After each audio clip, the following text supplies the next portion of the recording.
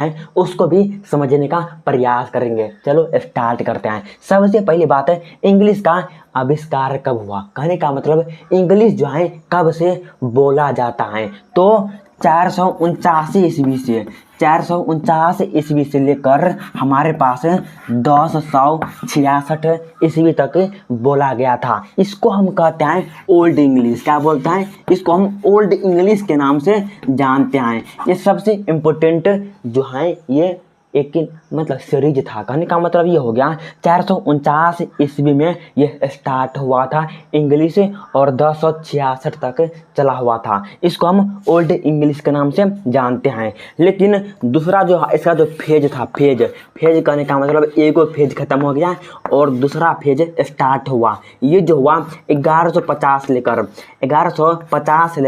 1500 क्या बोले 1500 तक ये चला हुआ था। इसको हम मिडिल इंग्लिश के नाम से जानते हैं। कहने का मतलब ये हो गया सबसे जो पहला जो इंग्लिश का वर्ड इस्तेमाल किया गया था 449 से लेकर 1066 ईस्वी तक। उसके बाद 1150 फिर स्टार्ट हुआ और 1500 पर जाकर ख़त्म हो गया। कहने का मतलब ये हो गया एक आदमी था जो कि अंग्रेज था, इंग्लैंड के लोग, अमेरिका के लोग, व्यक्ति सब एक साथ रहते थे बहुत पहले 449 ईस्वी में।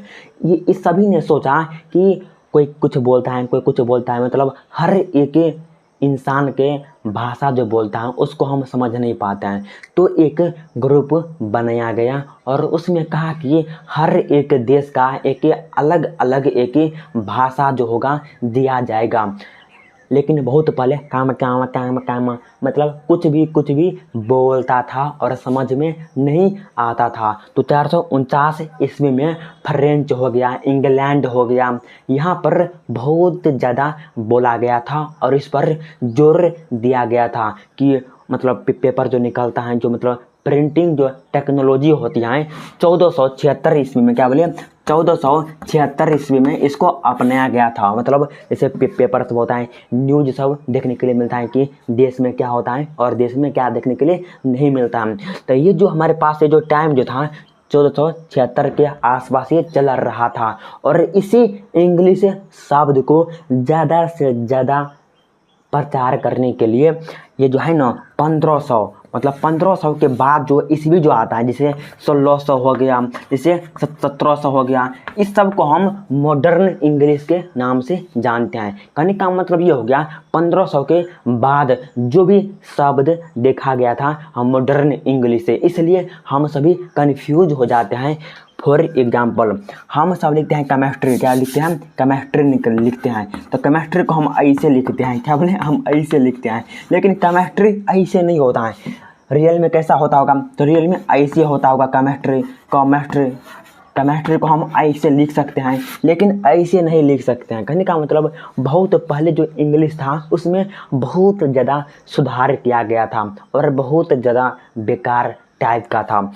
कहीं पर कुछ से कुछ, जैसे ऑनेस्टी हम लिखते हैं तो HONESTY, मतलब ऑनेस्टी को हम ऐसे लिखते हैं, लेकिन एच जो यहाँ पर होता है वो साइलेंट होता है। कहने का मतलब ये हो गया इंग्लिश इतना टफ क्यों हो जाता है, क्योंकि हम पढ़ नहीं पाते हैं और इसमें जो है बहुत ज़्यादा चेंज किया गया है, इसलिए कहाँ पर क्या होगा, कहाँ पर क्या वर्ड लिखेंगे, इसमें हम लोग कन्फ्यूज हो जाते हैं। फॉर एग्जांपल हम लिखते हैं हीमोग्लोबिन, क्या बोले हम लिखते हैं हीमोग्लोबिन, तो यहाँ पर लिखेंगे हीमोग्लोबिन ऐसे लिखा जाता है, लेकिन यहाँ पर HEA है।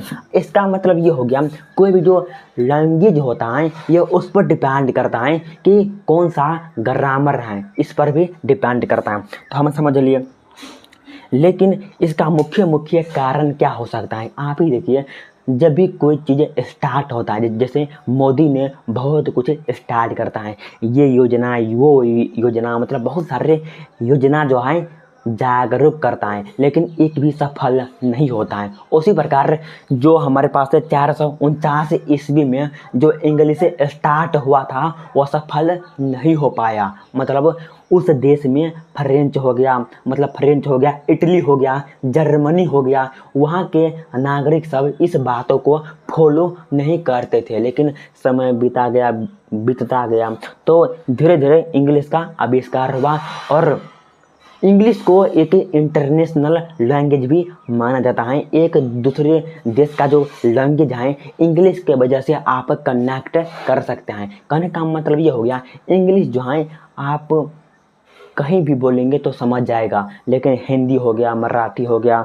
उर्दू हो गया, इस सब का जो मतलब कम्युनिटी है, मतलब इस सब का जो मतलब वर्ल्ड में जो जगह है वो 0.1% है, लेकिन इंग्लिश का 99% जगह हुआ है।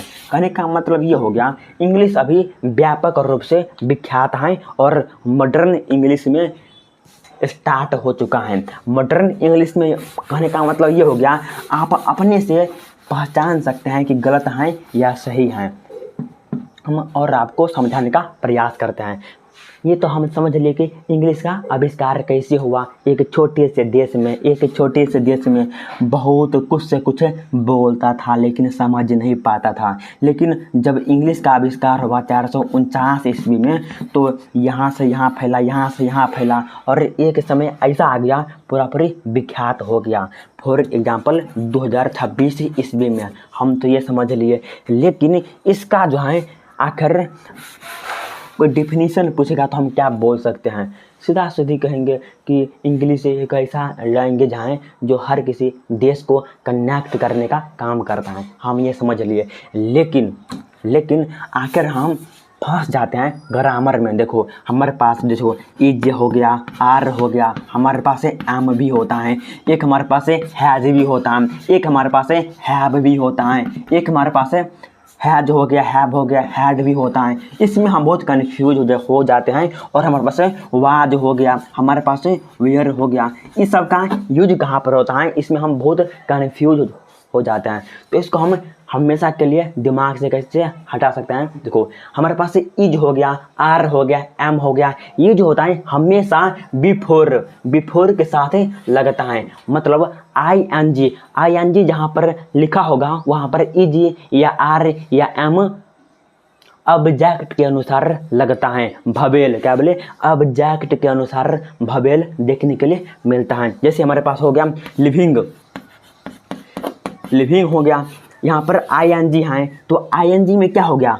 इज लगेगा, या तो आर या तो एम लगेगा। लेकिन हैज हैव का मतलब क्या होता है? हैज का मतलब होता है के पास होता है, हैज मीन्स के साथ होता है, हैव मीन्स के पास होता है, और हैड मीन्स कोई भी चीज़ बीता हुआ होता है। पास्ट मतलब जब हम टेंस में पढ़ते हैं, एक पार्टिकुलर टाइम में किसी एक्शन का जो घटना घटित होता है उसको हम टेंस के नाम से जानते हैं। लेकिन ये कब होता है? तो जब हमारे पास कोई भी चीज़ बीता हुआ होता है। कहने का मतलब मैं कल उजरा टी शर्ट पहना हुआ था, तो ये पास्ट का बात हो गया। तो पास्ट के बातों के लिए हम किसका उपयोग करते हैं? तो वाज हो गया और वेयर हो गया, क्योंकि वाज का मतलब ही होता है, इसका हिंदी ही होता है था हो गया, थे हो गया। मतलब मेरे पास एक कलम था, मेरे पास एक किताब था, मेरे पास एक लड़की था, तो ये सब दिखने के लिए मिलता है। वाज वेयर में क्या होता है? तो वाज का मतलब था होता है और हमारे पास वेयर का मतलब थी होता है।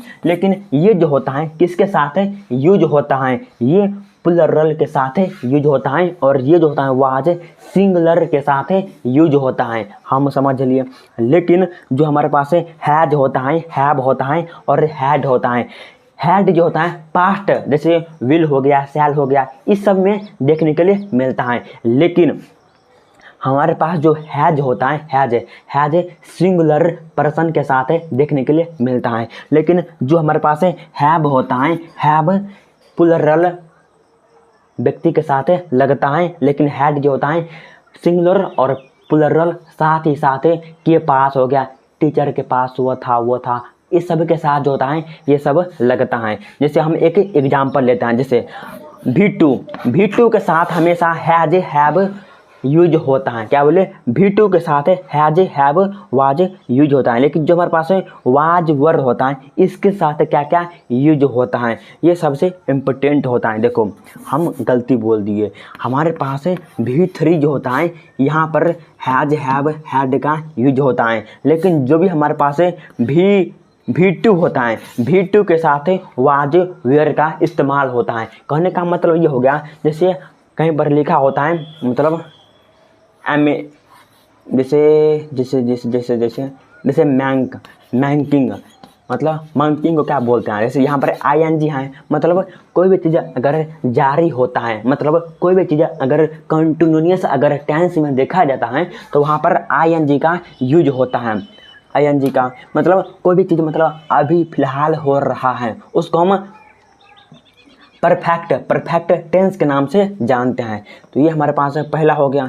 और हमारे पास दूसरा जो एग्जाम्पल हमारे पास हो गया, जैसे हमारे पास मतलब वाचेड, क्या बोले वाचेड हम यहाँ पर प्रॉपरली लिख नहीं पाएंगे। जहाँ पर भी अगर डी देखने के लिए मिलेगा, डी, अगर जहाँ पर डी देखने के लिए मिलता है वहाँ पर वाज या तो वर का इस्तेमाल होता है। कहने का मतलब ये हो गया, अगर वाज रहेगा तो सिंगुलर पर्सन के साथ यूज होता है, और V2 के साथ है, एक V1 होता है, V2 V3 V4 V5 देखने के लिए मिलता है। तो जो हमारे पास है V2 होता है, V2 के साथ वाज और वर का इस्तेमाल होता है। लेकिन जो हमारे पास है V3 होता है, V3 के साथ हैज हो गया और हैव हो गया, और हैड कभी कभी यूज देखने के लिए मिलता है। लेकिन जो हमारे पास शुड होता है, जो हमारे पास विल होता है, जो हमारे पास मतलब और भी कुछ देखने के लिए मिलता है, वो कहाँ पर यूज होता है, तो वो सब हमारे पास मॉडर्न टेंस में देखने के लिए मिलता है। तो जो